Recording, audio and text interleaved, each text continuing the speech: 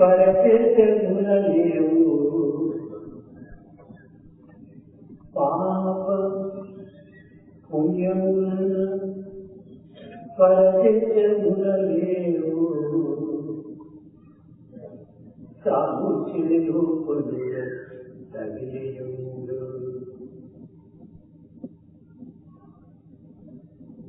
విభవితనమేయ వెనక చెట్టును కాదు విభవితనమేయ వెనక చెట్టును కాదు కర్మఫలము వలన కలుగు జన్మ కర్మఫలము వలన కలుగు జన్మ పాపమనగ వేరు పరచేతమున వేరు పాప పుణ్యమనగా పరచేతమున లేదు తాము చేయు పనుల కలిగియుండు రేపవితనమేయ వెలగ చెట్టును కాదు కర్మ ఫలము వలన కలుగు జన్మ కర్మ ఫలము వలన కలుగు జన్మ కర్మ ఫలము వలన కలుగు జన్మ.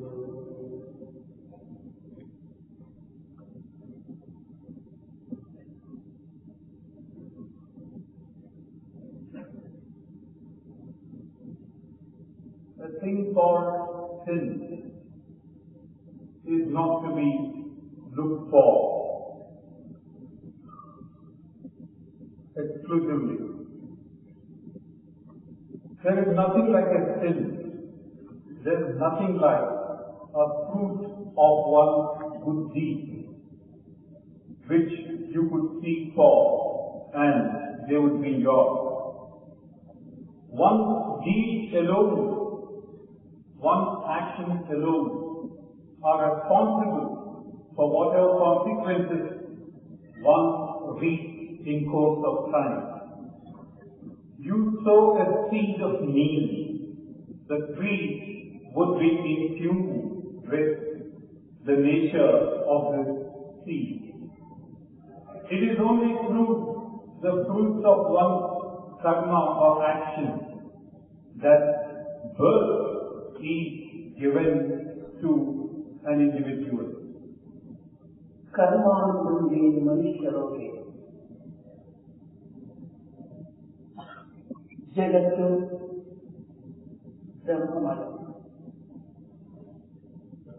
ब्रह्ममयమైన జగత్తు కర్మమయం. This world is a manifestation of Brahma. This world, which has Brahma as the source and sustenance, is full of action, is ruled by the law of action. This creation verily is Brahma.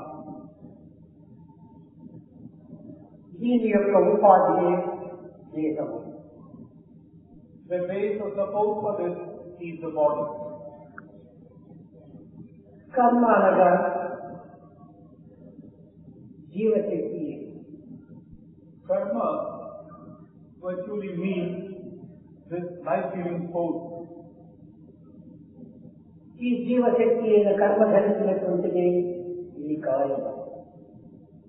This life-sustaining force takes upon this form of karma to give you the body. ఏ తర్వాత కర్మ అనగా దేహం అనేది యొక్క అంతరార్థం. All said and done it comes fast that karma or action is nothing but the body.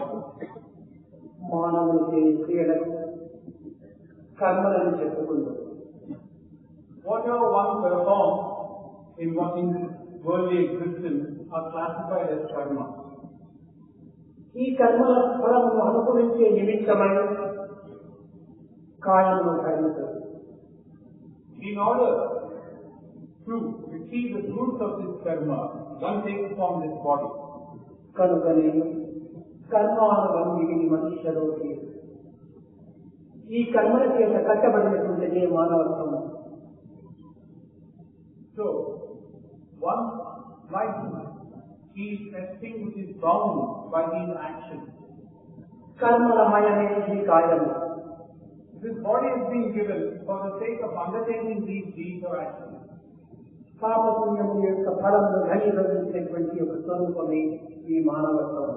And what you call is this life is a fulfillment of the actions in the form of good or bad that accrue to one. పాపము పుణ్యము, మంచి చెడ్డ, సత్యము అసత్యము అనేటువంటి ఈ జంట పదములు మనం తరచుగా వింటూనే ఉంటున్నాం.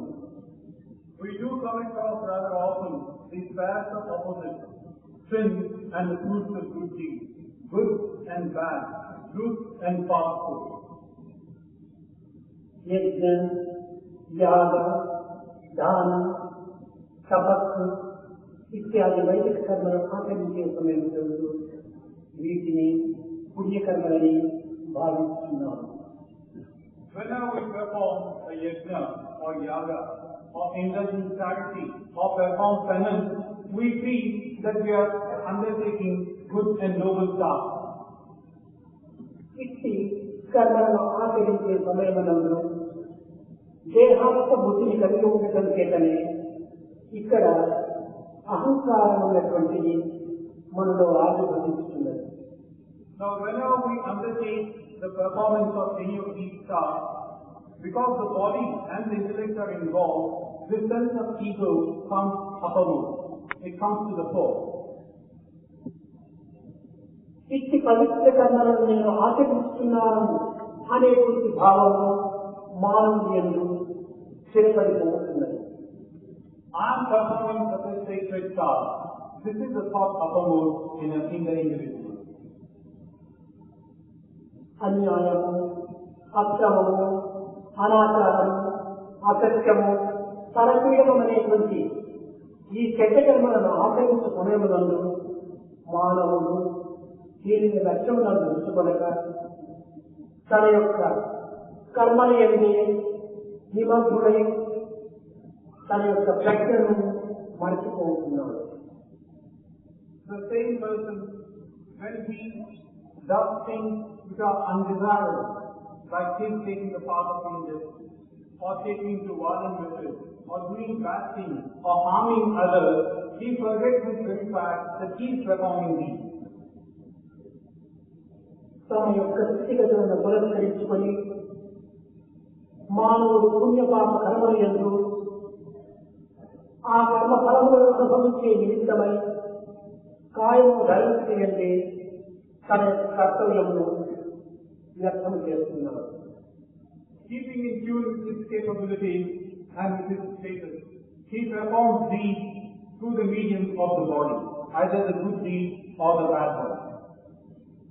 పుణ్యకర్మల వలన కానీ లేక పాపకర్మల యొక్క ఫలం వలన కానీ జన్మం తప్పినది కాదు. Either through these good deeds or the undesirable one, life is something which is inescapable. ఒకటి బంగారు చేయి కావచ్చు, లేక ఇంకొకటి ఒక ఇనుము చేయి కావచ్చు. We could have a gold chain, or we could also have an iron chain. కానీ బంధన అనేటువంటిది రెండు కూడా సమానమే. But in terms of bonding, both are equal. పుణ్య పాప కర్మ ఫలములు అనేటువంటిది ప్రత్యేకమైనటువంటి యొక్క బంధనగా ఏర్పడుతున్నదే కానీ బంధనాహిత్యములకు ఏమాత్రం కూడా ఈ కర్మఫలములు మానవుని ప్రోత్సాహపరచలేదు. In the same manner, either your good deed or the bad one, they are definitely going to bind you down. They are not going to rid you of this sense of bonding. కనుకనే వేదములందు కానీ ఉపనిషత్తులు ఎందు కానీ భగవద్గీత ఎందు కానీ బ్రహ్మసూత్రమునందు కానీ ఈ బాహ్య కర్మల యొక్క ఫలితము సాక్షాత్కారములకు కానీ బ్రహ్మ ప్రాప్తికి కానీ ఇవి ఏమాత్రము కూడా అనుకూలింపవు అనేటువంటిది నిర్ణయం చేస్తూ వచ్చాయి. It is in this spirit that the Vedas, the Upanishads, the Bhagavad Gita and the Brahma Sutras have laid down that in terms of these external activities and actions, one should not look for sakshatkar, liberation, or trying to rid oneself of this bondage. ఇవి కేవలము బాహ్యమైనటువంటి క్రియలుగా ఉండటం చేత బాహ్య కర్మలు దేహాత్మ బుద్ధికి సంబంధించినవి మాత్రమే అవుతున్నాయి. Now these actions that one performs are those which are pertaining to the body, mind and the intellect. ఇవి అంతర్బుద్ధికి ఏమాత్రం కూడా అనుగుణంగా ఉండేటువంటివి కాదు. These are totally external. They do not look inward. ఏనాడు అహంకార ఆసక్తిని నిర్మూలన చేసుకుందరో ఆనాడే అంతర్దృష్టి అనేటువంటిది మనకు అభివృద్ధి కాగలదు. That day, when you can exterminate the sense of ego and the sense of desire or attachment, would you be in a position to look inward? దైవ సాక్షాత్కారం కానీ బ్రహ్మ ప్రాప్తి కానీ కేవలం కర్మల చేత మనకు లభించేటువంటిది కాదు. Either one's liberation or the nearness to Brahma or becoming one with Him are not to be sought after in terms of these external actions. అమనస్సుడు అయినప్పుడే ఇట్టి పవిత్రమైనటువంటి బ్రహ్మ ప్రాప్తి చేకూరుతుంది. One who is devoid of this essence of mind will really seek to become one with Brahma. ఇది అద్వైత దర్శనం జ్ఞానమని ద్వైతము ఏనాడు మనకు నిర్మూలమవుతుందో ఆనాడే అద్వైతమనేటువంటి నిర్మాణం కాగలదు. The day when you have put an end to this sense of dualism, that will be the day when you come face to face with this non-dualism. కనుక మానవుని యందు ప్రత్యేకంగా ఒక నిష్కామ కర్మం యందు ప్రవేశించవలనన్నా ప్రప్రథమంలో మనం కర్మలను ఆచరించక తప్పదు. So if you wish to pursue actions which could be called selfless, then you have to get started with a clear purpose.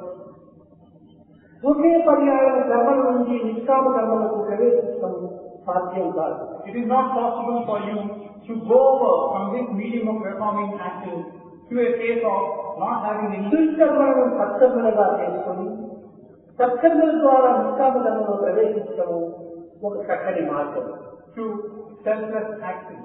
What rather you must do is, from the bad you proceed to the good. From good you go on to this idea of selfless service.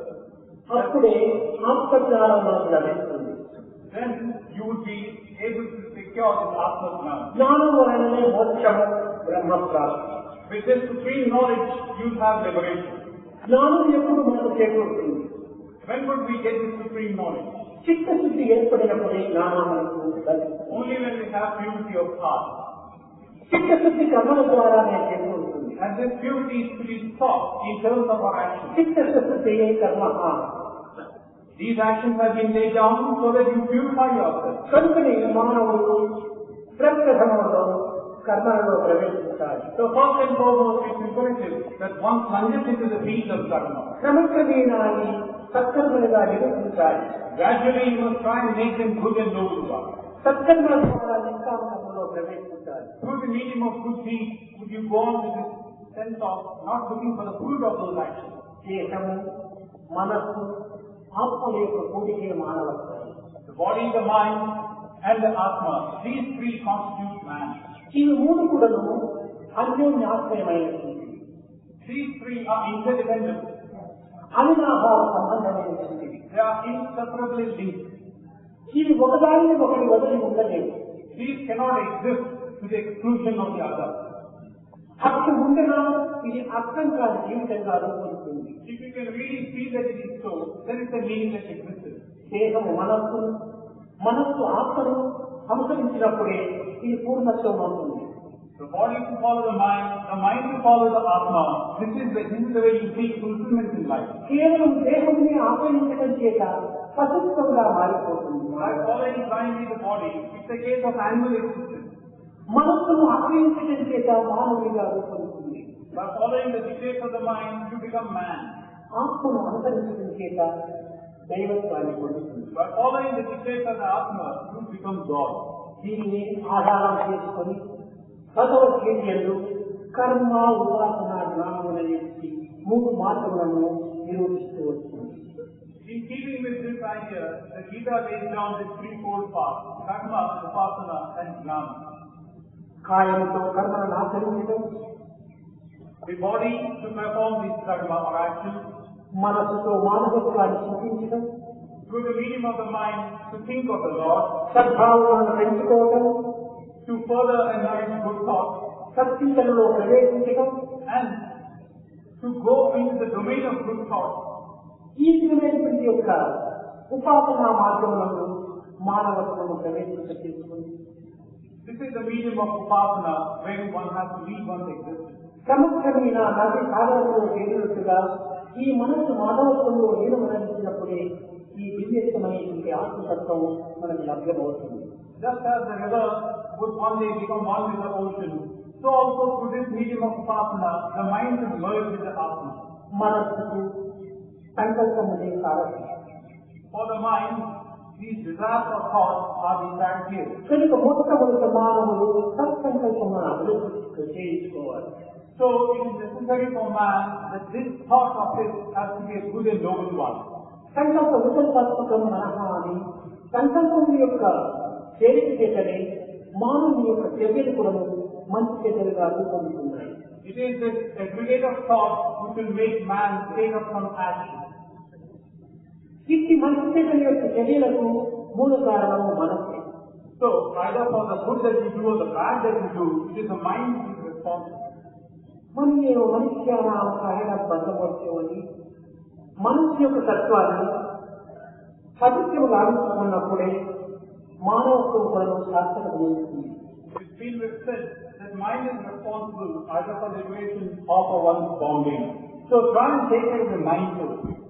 మానవుడు ఇట్టి పవిత్రమైన కీలకాన్ని, పవిత్రమైన గమ్యాన్ని, దివ్యమైన భావాన్ని విచారించడం లేదు. Man does not spend any time in thinking about such sacred ideas, sacred thoughts and sacred destinations. అయితే కాలము చేత మానవత్వం సంస్కరణకు మంచుగడ్డ వలె కరిగిపోతున్నది. But through the medium of time, this mind is melting away like a block of ice. ప్రచండ మానవం వలె కాలం అతి త్వరగా కదిలిపోతున్నది. And so time is fleeting as fast as the breeze. కర్తవ్యమేమిటో గుర్తించక పూర్వమే మానవుడు కాయమును వదులుతున్నాడు. Before knowing his duty, man leaves his body. ఎన్ని గ్రంథములు చదివినప్పటికీ, he might read a number of texts and scriptures, ఎన్ని సాధనలు చేసినప్పటికీ, he might perform any number of sadhana, ఎన్ని తీర్థయాత్రలు కలిపినప్పటికీ, he may visit any number of pilgrim centers, మనకులో ఉన్నటువంటి మాలిన్యము ఎప్పుడూ కాకుండా ఈ జీవితము వ్యర్థమైపోతుంది. So long as you do not put aside the evil in your mind, you cannot have a sense of fulfillment of life. సర్వకర్మల యొక్క సారము, the very essence of all our actions, సర్వ సాధన యొక్క కీలకము, and the key, the cornerstone to all సర్వశాస్త్రం యొక్క గమ్యము, and the destination proper for all your ways, చిత్తశుద్ధి అనేటువంటి సత్యాన్ని మానవుడు మొదలు గుర్తించాలి. it is the purity of heart. This is what you must understand first. మానవత్వంలో నిష్కామకర్మను ఆచరించడంలో ఒక ప్రధానమైన విశేషం ఉంటున్నది. Now, when one is asked to perform an action without an eye on the truth, there is a subtle meaning in it. ఇక్కడ స్వధర్మము, పరధర్మము అనేటువంటి విషయం లోపల భగవద్గీత చక్కని ఆదర్శాన్ని అందించింది. This Bhagavad Gita holds the idea in terms of what is one's own dharma, what is the dharma in respect of others. పరధర్మము అనేటువంటి దాని ఎన్ని శ్రమలు పడినప్పటికీ, ఎన్ని సుఖములు లభించినప్పటికీ, ఇది మానవునికి సరైన ఆదర్శాన్ని నిరూపించదు. Now, in terms of this paradharma, in terms of the conveniences and comforts that one enjoys, it does not hold the true ideals of man. పరధర్మం అనేటువంటిది నిరంతరము భయంకరమైనటువంటి యొక్క దృశ్యమును కలిగింపజేస్తుంది. Because this state of affairs will try and bring to you a horrifying sense of extreme. భయంకరమైనటువంటి భావములను నిరూపిస్తుంది. It will also too bring you time and again thoughts. స్వధర్మం నిర్ణయ పరధర్మం భయావధానం. ఈ స్వధర్మం అనేటువంటిది పరధర్మం అనేటువంటిది ఏది అనేటువంటి సత్యాన్ని మనం మొట్టమొదటి గుర్తించాలి. So it is necessary that you make clear distinction between what you call Swadharma and what you call Paradharma. స్వధర్మం అనగా జాతి, మత, కుల, వర్ణములకు సంబంధించినటువంటిది కాదు.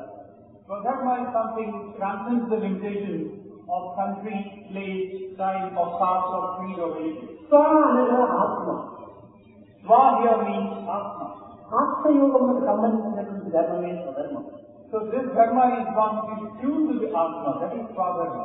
పరధర్మం అనగా కేవలము దేహాత్మ బుద్ధికి సంబంధించినటువంటి. On the other hand, Paradharma is something which pertains to your own body. ఈ బహిర్ముఖమైనటువంటి యొక్క దేహధర్మములన్నీ కూడా పరధర్మములే. So all these dharmas that are tuned to the body as such are the Paradharma. ఏనాటికైనా ఇది సంసారం అనేటువంటి చట్టమున దోషివేయున్నది.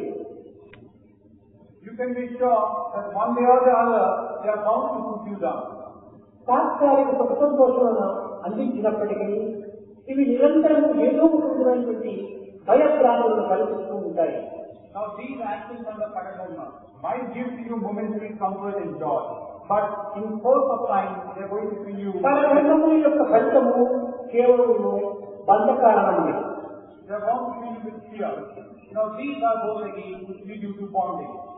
యజ్ఞములు చేస్తున్నాం, We are performing yajna. యాగములు కలుపుతున్నాం, We are also performing yaga. తీర్థయాత్రలు వెళుతున్నాం, Going on pilgrimages. దాన ధర్మాలు కలుపుతున్నాం. Indulging in charity. ఈ విధమైనటువంటి పవిత్రమైన వైదిక కర్మలు నిరంతరం కూడా మనము ఆచరిస్తూనే ఉన్నాం. So in this manner we are engaging ourselves in these sacred tasks. వీటి ఫలితమే.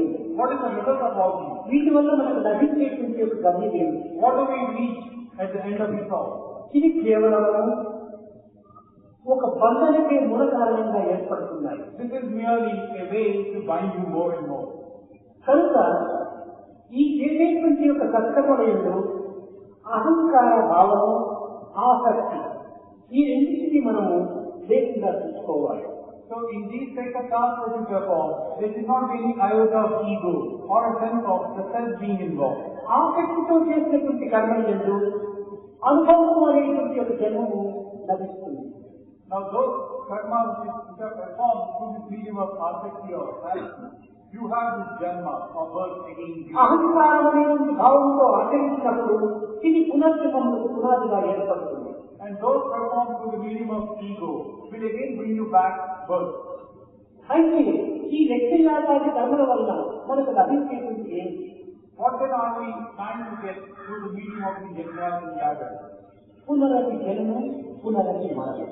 So it's nothing but a case of life again and death again in a cyclic order. దీనిలో మనకు సత్యప్రాప్తి లభించదని మనం గ్రహిస్తున్నాము. We are deluding ourselves into believing that we are going to reach heaven. ఈ ప్రపంచంలో శాశ్వతమైనటువంటిది కాదు. Even if heaven is not a permanent one. క్షీణే పుణ్యే మధ్యలో తిరిగి మనం వెనుకకు రావాలి. So we have to get back once again. రాకపోవడం లేనటువంటి యొక్క గమ్యాన్ని మనం అందుకోవాలి. We must try and reach that destination where we don't have to come, we don't have to go to again. తన యొక్క సత్యాన్ని, తన యొక్క స్వరూపాన్ని తాను గుర్తించాలి. One should understand one's truth, one's form, one's nature. స్వస్వరూప సంరక్షణ భక్తిని లభించిన తరువాత రెండవ పదార్థమైనటువంటి ఏ మానసికము మనకు ఉండదు. Once you have realized yourself, there is no need for you to seek something else. అచ్చిది నిష్కామ కర్మల ద్వారా లభిస్తుంది. Now this supreme understanding is given to you through the medium of the అహంకార రహితమైనటువంటి సర్వకర్మలను దైవ ప్రాప్తిని చేకూరుస్తుంది. actions which are devoid of ego and the pleasing of self, they are bound to take you to God. కానీ దైవ ప్రాప్తి నిమిత్తమై మనం అర్థం లేనటువంటి యొక్క కర్మలను ఆచరిస్తున్నాం. Now what we are performing under the pretext of reaching God is things which are meaningless. ఏ పని మనకు చేయించినప్పటికీ దీని యొక్క అంతరార్థాన్ని దర్శకంలో మనం గుర్తించాలి. Whatever we wish to perform, we should first of all ask ourselves, what is the purpose of this action? భగవద్గీతను వింటున్నాం, We are listening to the Bhagavad Gita. పారాయణం జరుగుతున్నాం, We are also going over, reading out, ఆత్మను చేస్తున్నాం. and we are fasting. నిరంతరం కూడా భగవత్ యొక్క భావం చేతనే మనము ఈ కర్మను ఆచరిస్తున్నాం. And each second of our life is saturated with thought centered on God. అయితే మనకు లభించినటువంటి ఫలితమేమి? What is the result of all this? ఏ మాత్రం కూడా దీనికి తగినటువంటి ఫలితం మనకు లభించలేదు. Certainly the result that has come to you is not in tune with your endeavor. కారణం, What is the reason? మనము మన యొక్క పాండిత్యం కానీ, మన యొక్క ప్రవేశం కానీ, ప్రజల యొక్క మన్నను కానీ పొందుటకై మనం ప్రాకులాడుతున్నామే కానీ భగవద్గీత యొక్క అర్థము అనుసరించి ఆనందంగా అందుకునేటువంటి ఒక ప్రయత్నంలో మనం వెనుకకు వేస్తున్నాం. We are doing all this in terms of gaining a scholarship, gaining a mastery, and winning the acclaim of others. We are not making even the semblance of an effort to understand the content and soul of the Gita and to derive the joy and happiness which is latent in it. ఎవరైతే చూసినట్టుగా వారు దీన్ని అర్థాలను ప్రబోధిస్తూ వస్తున్నారు. Each one gives his own interpretation to the text. ఇది భగవద్గీత అనేటువంటిది కానీ, బ్రహ్మసూత్రం అనేటువంటిది కానీ, ఉపనిషత్తులు అనేటువంటిది కానీ కల్పవృక్షం వంటిది. Either the Bhagavad Gita or the Brahma Sutra or the Upanishads are like the wish fulfilling. ఎవరి ఎన్ని విధములుగా అర్థములు బోధిస్తున్నప్పటికీ అన్నింటినీ ఇది సమన్వయం అవుతుంది. Now each one might give its own interpretation and still it will say, it will fit into that interpretation. నానార్థములు ప్రధానము కాదు. No, it does not lie in getting this many-sided interpretation. యథార్థం ఇందులో ప్రధానం. What is necessary is the ఈ truth. యథార్థం ఏమిటి? What is this truth? మనము అనుభవించి, ఆచరించి, ఆనందించాలి.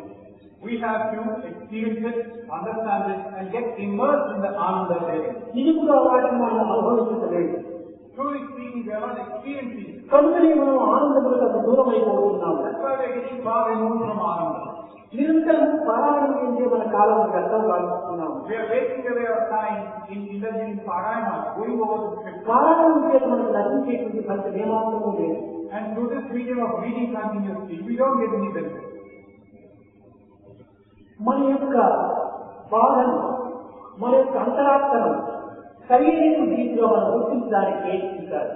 We should try and understand the truth which is hidden in it, properly take an understanding of it.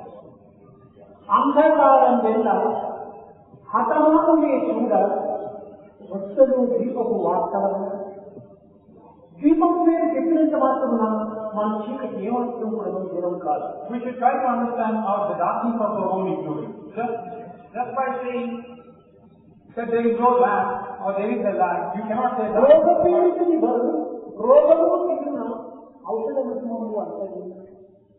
ఔషధ మహిమము తిన్నంత మాత్రమున మన రోగం నివారణ కాదు. ఔషధాన్ని మనం సేవించాలి. ఔషధానికి తగినటువంటి పథకాన్ని మనం పాటించాలి. Likewise, by merely talking about the medicine is not going to cure you of the disease. Not merely talk about it, get it and partake of this medicine to rid yourself of this disease. నిరుపేదవాడి పేదరికమున విత్త ప్రభావము వినయంటాం. ధనం యొక్క ప్రభావాలు మనం విన్నంత మాత్రంగా వీరి పేదరికం ఏమాత్రము దూరం కాదు. Likewise, you extol the glory of wealth and money and possession in front of a poor man. Is it partly going to leave him just by that? ఆగోలో వారి ఆకలిన పంచవర్షముల పాఠమున. So also a man who is hungry, he listens to a description of all the delicious dishes. Would it satisfy his hunger? అదే విధంగానే ఈనాడు మనం భగవద్గీతను పారాయణ చేసినప్పటికీ, భగవద్గీతను శ్రవణం చేసినప్పటికీ, భగవద్గీతను ఎన్నో విధములుగా మనం పూజా విధానంలో అనుభవించినప్పటికీ మన యొక్క మనసులో ఉంటున్న మాలిన్యం కానీ, మనసులో ఉంటున్న ఆసక్తి కానీ, మనసులో ఉంటున్న అహంకారం కానీ నిర్మూలం కాక దీని ఫలితం ఏమాత్రం కూడా మనకు లభించదు. In the same manner, by going over the Bhagavad Gita umpteen times, by listening to the chanting of the Bhagavad Gita any number of times, without going into the quintessence of it and trying to understand and learn the significance of it, these would be mere futile exercises. So long as the thing does not enter the mind and purge the mind of all evil tendencies, there is no positive benefit that's going to achieve. నువ్వు మంచి విషయములు చెప్పుట కంటే ఒక్క మంచి కార్యం చేయటం. It is very well said, rather than talk about 100 good deeds, do one and show how it should be done. 700 శ్లోకములు కంఠస్థము గావించటంటే ఒక్క శ్లోకం యొక్క అర్థం ఆచరణలో పెట్టాలి. So also, rather than try to master the 700 slokas, understand just one sloka. కాలముతో చేసినటువంటి కాయం. Now this body is bound with the idea of time. కర్మలతో కూడినటువంటి కాయం. And the body once again is full of passion. కర్తవ్యాన్ని నిర్వర్తించడమే మన యొక్క లక్ష్యం. One's goal is to perform one's duty. కాలకర్మకారణ కర్తవ్యాన్ని నిర్వర్తించడమే మన జీవితం యొక్క గమ్యం. And the destination of this life consists in performing one's duty in tune with ఏ తర్వాత కర్మ ఎనగా మన దేహమే. all that is done against karma is nothing but our body. ఈ దేహంతో కూడిన భావము కొన్ని పవిత్రమైనటువంటి యొక్క దివ్యమైన ఆచరణలో పెట్టాలి. Now whatever is pertaining to the body should be taken up to the status of something that's sacred and pure. మన ఎన్టీఆర్ గారి తత్వయంలో లభించేటువంటి ఫలితము నిష్కామ భావంతో మనం దీన్ని ఆచరించడమే. Things like performing yajnas or yaga, whatever you wish to look for as a food, should not be one, that should not be the ultimate aim for it. దానములు చేసినప్పటికీ, we might indulge in charity, తపస్సు ఆచరించినప్పటికీ, perform penance, యజ్ఞములు కలిపినప్పటికీ, performing yajna. ఇది కేవలము భగవత్ అర్పితముగానటువంటి కర్మలుగా ఉండిన ఇందులో ఏమాత్రం కూడా మనకు తగినటువంటి ఫలితము లభించదు. Unless these are offered to God, you cannot get any benefit out of these actions. వేద శాస్త్రములు వివరించి బుద్ధులకే కదిలించవచ్చు సాధవచ్చు.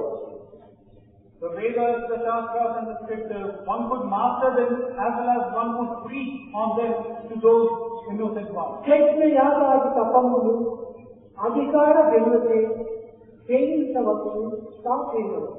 Likewise, performing the yajnas, the yaga, the tapas and penance, the code as such, could be mastered by one, could make others perform them. ఇలలో గల తీర్థములకేది అన్యుల బోధించవచ్చు సాధేయవచ్చు. One could also go around all the pilgrim centers of the world and make others go around and do the same. అష్టాంగ విద్యలు అన్యులకు బోధించవచ్చు సాధేయవచ్చు. So also the different types of vidya could be mastered and the others could be made to master them. అయితే మనకు చేరినటువంటి మాలిన్యాన్ని ఎవరికి వారు పరిశుద్ధంగా తీసుకోవాలి. But the evil in one's mind, each one is on one's own. ఎవరి మనసు పరిశుద్ధంగా ఆలోచిస్తుందో అట్టి వారి ప్రేమి దైవ మందిరంగా రూపొందుతుంది. One who can purge the mind of evil tendencies, that would really be the temple of God. కానీ దేహేంద్రియులు అరికట్టి మనసు నిలిపి అంతర్ముఖము చేసి నిత్య సమాధిస్తుడై నిలువలేడు ఉన్నారు. But again it's been said that by controlling the senses, by turning the mind inside, it is not possible for you to gain a state of nirvana. వెయ్యి పిచ్చిపోతున్న మనసును ఉంచుకొని భావమును కలికలి విధములుగా పరిగెత్తుకు చేసిందగా ఇట్టి పరిస్థితులు ఎందు దైవచింతన చేసిన మాత్రము లభించేది ఫలితమే. Because the mind has been likened to 1,000 mad monkeys. When these are residing within, how is it possible for you to still your mind and look కనుకనే మొట్టమొదటి దైవాన్ని పొందడానికి తగినటువంటి మార్గం ఏమిటి అనేక సత్యాలు మనం విచారించాలి. So the truth in terms of how do we secure God, that's what we have to understand. అట్టని దాన ధర్మములు చేయకూడదని కానీ యజ్ఞయాగాలను ఆచరించకూడదని కానీ బోధించుతారు. By this it does not mean that one should not indulge in charity or philanthropic activities or performing. నిమిత్తమై మన కార్యక్రమం చేయాలి. Just indulge in charity for the sake of purifying yourself. యజ్ఞయాగాదులను ఆచరించాలి. Also perform these yajnas and yagas and other rituals. తప సంబంధమైన వైదిక కర్మలు మనం కలపాలి. By all means, sit in penance and perform your penance. ఇది కేవలం చిత్తశుద్ధికి మాత్రమే ఇది చేయకూడదు. All these are in terms of purifying yourself, purifying your heart. తదుపరి దైవత్వంలో ప్రవేశించటకు మనము నిష్కామకర్మను ఆచరించాలి. Beyond all this comes the stage where you have to indulge in this nishkama karma to reach God. మానవుడు చేసేటువంటి సమస్త కర్మలు కూడా దాని యొక్క ఫలితం అనుభవించే నిమిత్తమై తిరిగి మానవత్వంలో పొందవలసి వస్తుంది. Now, whatever actions one performs, one has to come back again to reap the fruit of his actions at a previous time. మానవత్వంగా కేవలం విశ్వాసపాత్రమైనటువంటి దీనికి అర్థం. Now, Manavasva, it means that we have a sense of faith, of belief in itself. దేనిపైన విశ్వాసం? In what do we have this belief of faith? తన స్వరూపం పైన నాకు విశ్వాసం. He believes in his own form. ఏది తన యొక్క స్వరూపం? What is his form? ఈ పాంచభౌతికమైన విషయం కాదు. Not his body or his five limbs. ఇవి కేవలము ఒక ఉపాధి.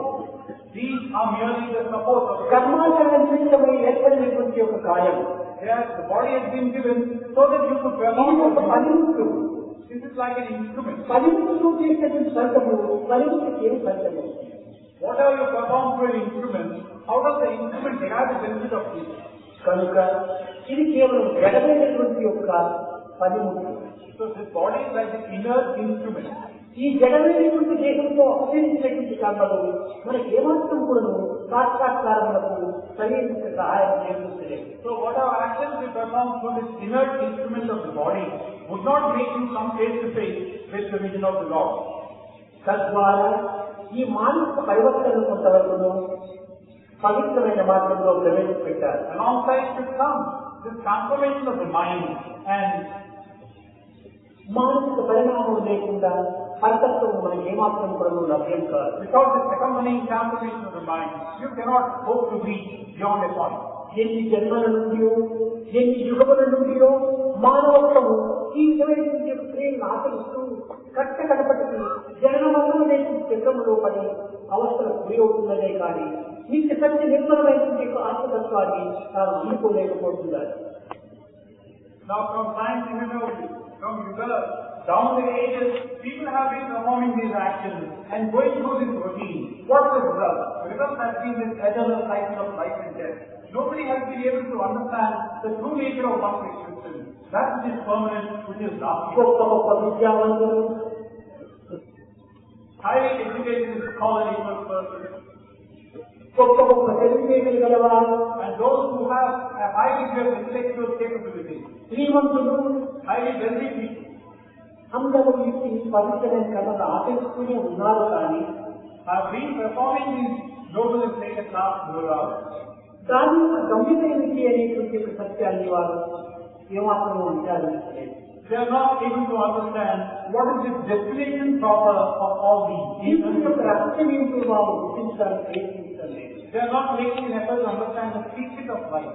జీవిత రహస్యం అనేటువంటి దాన్ని మొత్తం మనం గుర్తించాలి. First of all, understand the secret of life. ఎక్కడ పుట్టిన నచ్చని ఏముల లేదని కాలిపోటీకి. Now it is common, right? It is natural that you go back to where you had come from. ఇది ఎక్కడి నుంచి వచ్చింది? Now where have you come from? ఎక్కడ ఉన్నది? Where is it in the first place? ఎక్కడికి పోవాలి? Where do you have to go?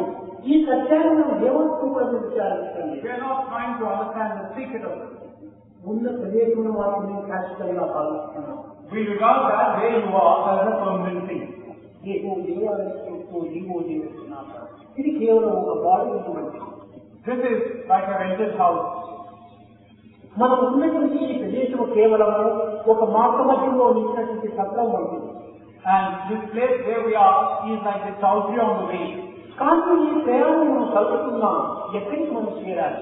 We are no doubt on this journey. Now where are we going? ఎక్కడికి మనం వెళ్తున్నాం? Where do we have to go? మనకి ఏమాత్రం అర్థమవుతుంది. We are not able to understand it. ఈ సత్యాన్ని ఎవరు అర్థం చేసుకుంటారో వారి నిజమైన ఆత్మతత్వాన్ని పొందగలరు. Those who can understand the secret, this particular secret, would ఈ సత్యమైన ఈ జగత్తులంతా కూడా మనము కేవలం ఒక మిక్సింగ్గా మనం భావించాలి. would understand the nature of its Atma. Now this world that you see around you is nothing but a case of illusion. ఈ నిజం నుండి సత్యం ఉన్నదని కూడా మనం విశ్వసించాలి. We should also know that in this illusion lies the truth. ద్వైత దృష్టిలో ఉండినంత వరకు కూడా జగత్తు యొక్క భావమే మనలో ఆవిర్భవిస్తుంది. Now so long as we have this sense of duality, this world will loom large on the horizon. అనేకత్వంలో ఏకత్వాన్ని మనం పొందినప్పుడే మనము దివ్యత్వాన్ని అర్థం చేసుకుంటాం. But if we can perceive the unity in this seeming diversity, can we understand divinity? ఈ ఏకత్వంలో ఉన్నటువంటి అనేకత్వాన్ని మనం తెలుసుకున్నప్పుడే మనకు బంధన మూల కారణం అవుతుంది. Now this diversity is unity. That's what you see. That's why you are in bondage. కనుక మనం విచక్షణతో మనం దీన్ని ఏమాత్రము చూడకూడదు. Now we should not try to look beyond this angle. విషయాన్ని కూడా దైవదృష్టితో మనం చూడాలి. This world has to be looked at from the point of view of God. పాపము కానీ పుణ్యము కానీ either bad or good. ఈ రెండు కూడా భగవత్ విభూతులుగా మనం పెంచాలి. Both these should be taken as gifts of God. కనుక ఈ సమతత్వాన్ని మనం ఏనాడు అభివృద్ధి ఆలోచించడము ఆనాడే మనకు సత్తును సందర్శనం మనం ప్రదర్శించింది. The day when we have this equanimity of purpose, that will be the day of realization for us. సమస్తము యోగ దృష్టికి ఈ సమత్వాన్ని మనం పెంచుకున్నట్టుకై క్రమక్రమేణ మన యొక్క ఆసక్తిని అదుపులో పెంచుకోవాలి. We should try and further this cause of equal-mindedness of purpose. ఎట్టి కర్మలు చేసినప్పటికీ Whatever we might perform, ఎన్ని కర్మలు చేసినప్పటికీ any number of actions that we may undertake, భగవత్ విద్యార్థుల యొక్క భావంతో మనం ఆచరించాలి. that should be going on with this thought that it is for the sake of God, to please God. ఈ కర్మ నా యొక్క కర్తవ్యం నేను భావించాలి. This action is my duty. That's what ఇది నా ధర్మం విశ్వసించాలి. this is my dharma. That should be your belief. అంతేకాదు ఈ కర్మ ద్వారా లభించేటువంటి ఫలితం నాది అనే అహంకారానికి అవకాశం అందించారు. Rather than that, you should not have a feeling that if I perform this, this is what is going to come to me. ఆ కర్మ వల్ల ఆపైన ఆసక్తిని మనం పెంచుకొని రాదు. That ego should not come in you. That attachment should not come in you. కనుకని కాయం ద్వారా మనం ఆచరించేటువంటి సర్వ కర్మలను మనం భగవత్ విద్యార్థమైన కర్మలుగా మనం విశ్వసించినప్పుడే మన యొక్క సాధన కానీ మన దాన ధర్మములు కానీ ఈ తపస్సులు కానీ యజ్ఞములు కానీ సార్థకం కాగలరు. So the actions that we perform through the medium of the body, make sure that they are supposed to please God. Only then will these rituals like the sadhanas, danas, yajnas and yagas will have a meaning and significance. కర్మఫలం ఎంతో ఆసక్తిని మనం పెంచుకున్నప్పుడు మనకు జన్మం కూడా సిద్ధంగా ఉండవలసి వస్తుంది. Now if you want to have, then you must also be prepared for the weapon that is going to come, the word that is going to ఈ come. విధంగా మనం ఆచరించే ఎన్ని జన్మలు ఇచ్చినప్పటికీ మనము ఈ జన్మ యొక్క మర్మాన్ని మనం గుర్తించుకోలేము. So by performing your things from this idea, any number of these births are going to come your way. You cannot free yourself from this idea. కర్మలు చేతనే మనకు జన్మం లభిస్తుంది. It is through karma that you get your birth. కర్మల ద్వారానే మనం జన్మను సార్థకం చేసుకోవాలి. And through the medium of karma, you should try to sanctify your life. ఆసక్తి కర్మలతో దేహంలో పొందుతున్నాము, అనాసక్తి కర్మలకి మనము ఈ దివ్యమైన తత్వాన్ని పొందుతున్నాము. Actions motivated by sense of attachment to ego, you get a birth. Actions which are devoid of any such feeling of ego attachment, they lead you on to God. కనుక మానవుని ప్రధానంగా సాధకులు ఎందుకు ఈ అహంకార భావం ఏమాత్రం కూడా ఉండరాదు.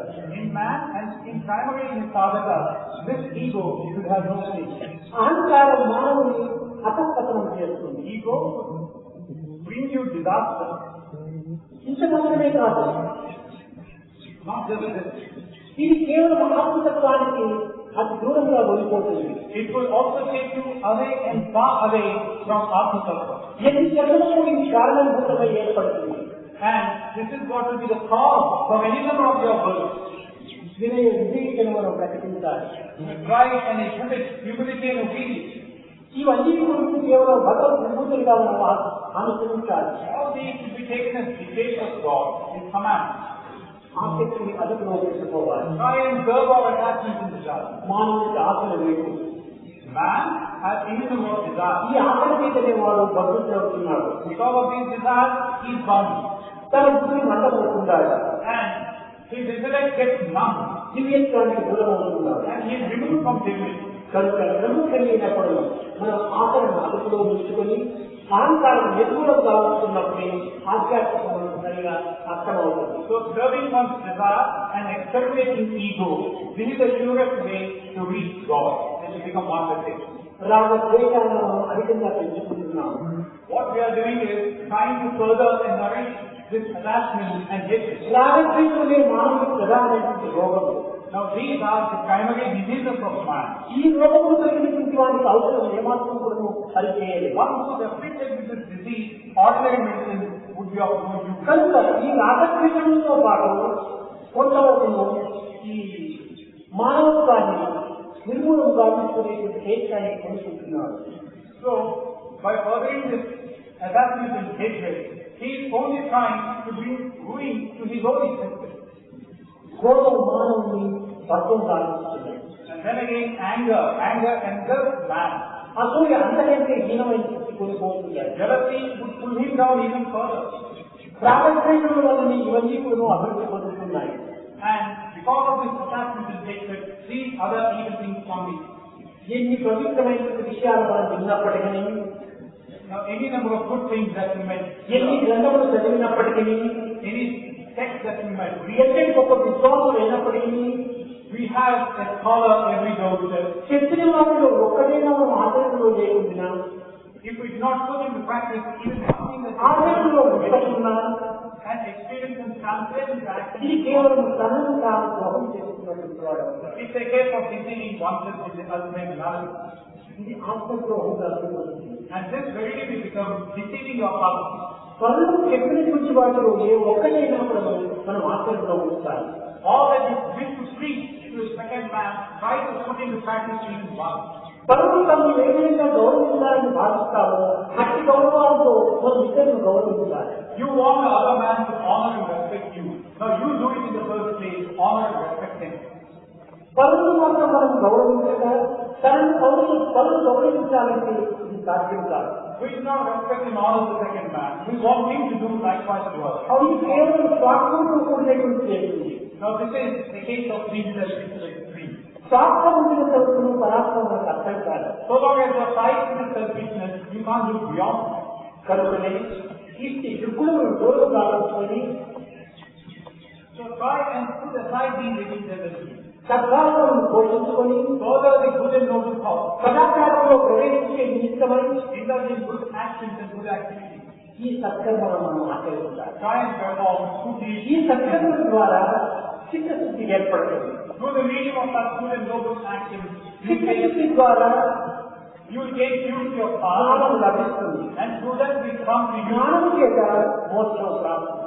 Through that will come to you Dhamma, and through Dhamma will come to you కనుక Moksha. మోక్షములకు పునాది స్థానం కర్మలే. So, for this Moksha, you trace it back to these actions. ఆ కర్మలు సరైన కర్మలుగా ఉంటున్నారు. These actions are like the foundation stones. They should be taught.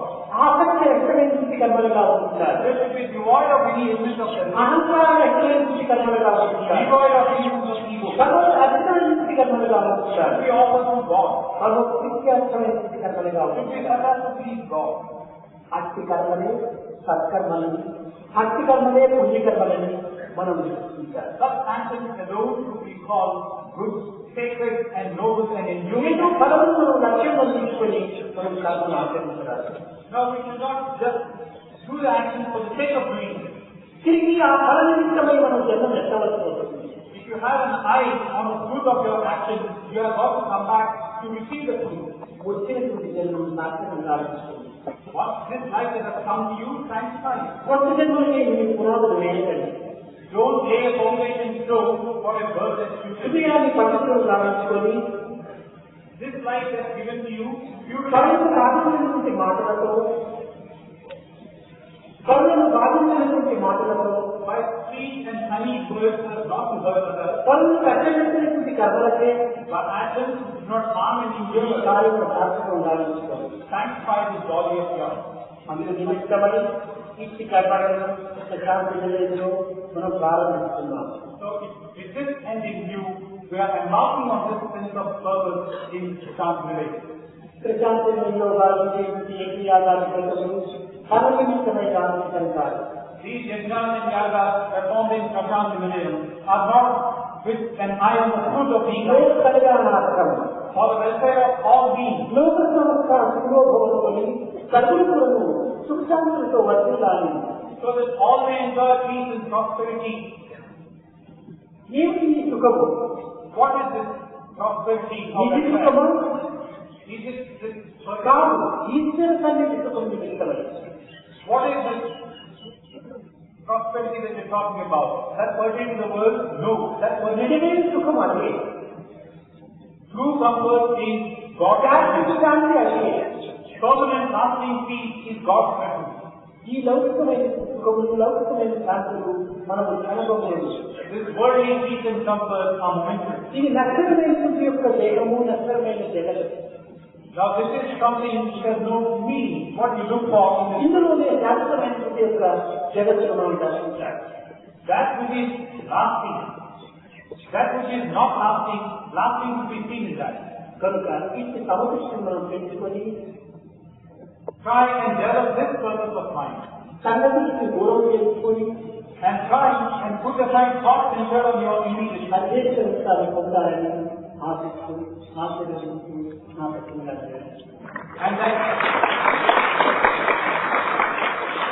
and that you might reach God. I'm hoping and blessing you that you shall succeed, and I'm bringing this discourse to a close.